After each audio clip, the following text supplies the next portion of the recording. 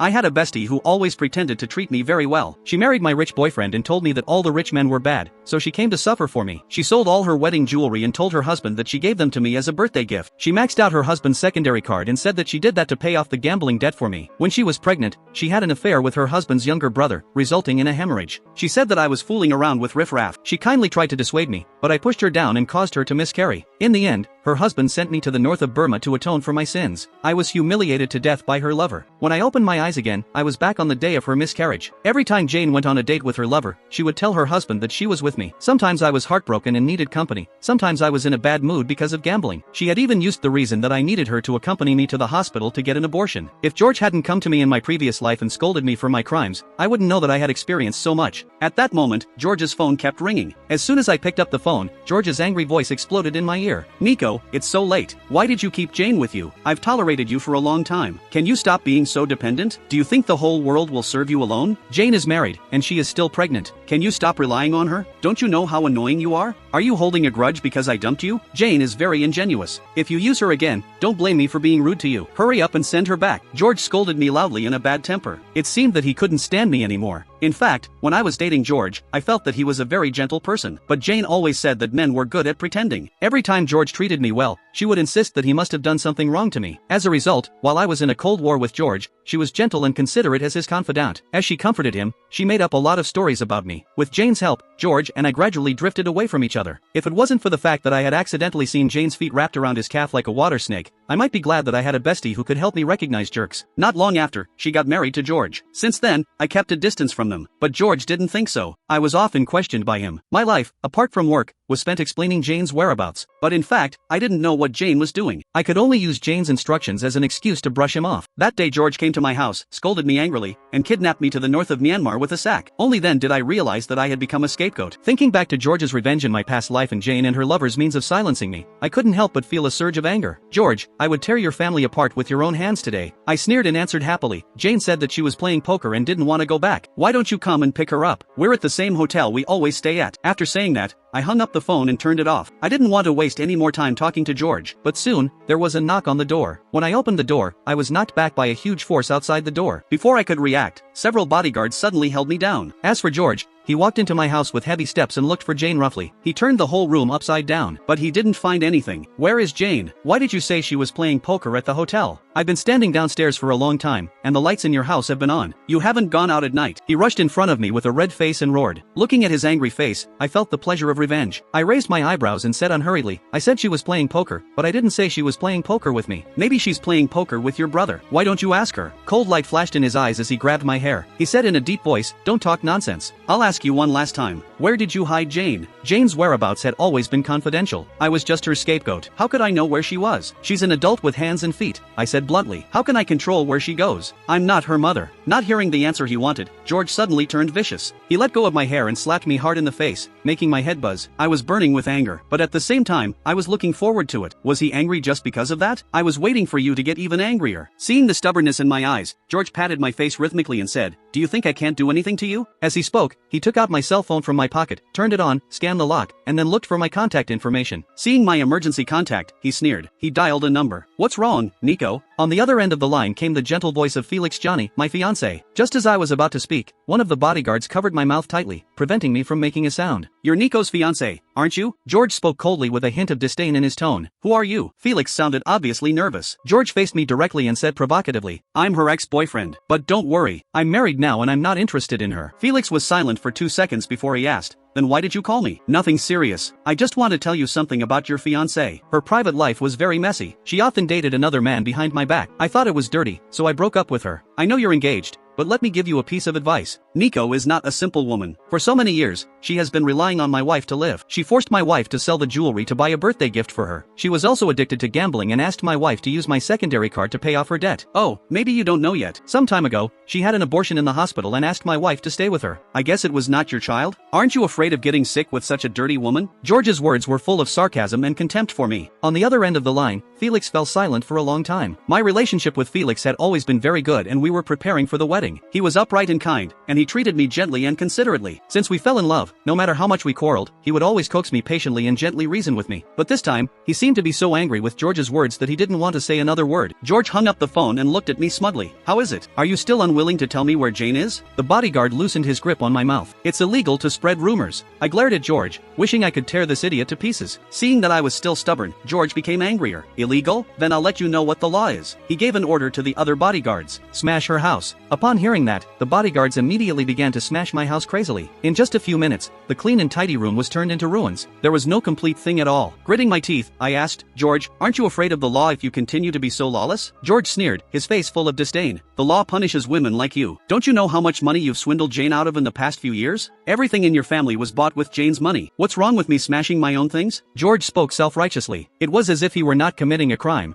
but punishing someone who deserved it. I looked at the time and found that there was less than half an hour left before Jane's miscarriage. Soon, the show was about to begin. I looked at George and said playfully, should we wait a little longer? Your wife will contact you soon. Seeing that I still didn't care, George said angrily, why are you so stubborn? I'll ruin your reputation today. Take her away. Several bodyguards immediately dragged me to the gate of the community. This scene soon attracted the attention of the passers-by nearby. Seeing that there were more and more people watching, George deliberately publicized my crime in public. All of a sudden, everyone around me began to point fingers at me. That's too much. Her friend is married and pregnant, but she's still relying on her like this. She's obviously harming her. Fortunately, her friend is kind and has been accommodating to her all the time. If it were me, I would have kicked her long ago. She's a typical fake friend. On the surface, she's kind, but in private, she's scheming. She's full of bad intentions and can't wait for others to have a bad life. My wife has been cheated by her best friend and is in debt. She's still taking medicine to resist depression. This kind of woman is a vampire. When she was a child, she sucked her family, grew up, her friends, and her husband. Whoever meets her will be unlucky. The most important thing is that this woman is still dirty. She fooled around every day. I don't like living in the same community as her. Everyone cursed me and thought that I was a heinous person. George looked at me disdainfully and taunted. What do you think? Do you still want to be stubborn? George thought that he had beaten me and was waiting for me to give in. I sneered and said disdainfully, is that all you've got? What's the point of cursing at such a small community? When the time comes, I'll move and nobody will remember me. I think you should call some online celebrities to do a live broadcast for me. Only in this way can you ruin my fame. George's face darkened. Gritting his teeth, he said, fine, I'll satisfy you. After that, he made another phone call. I was looking forward to it even more. That was great. The bigger the better. He'd better let the whole world know about the scandal of his family.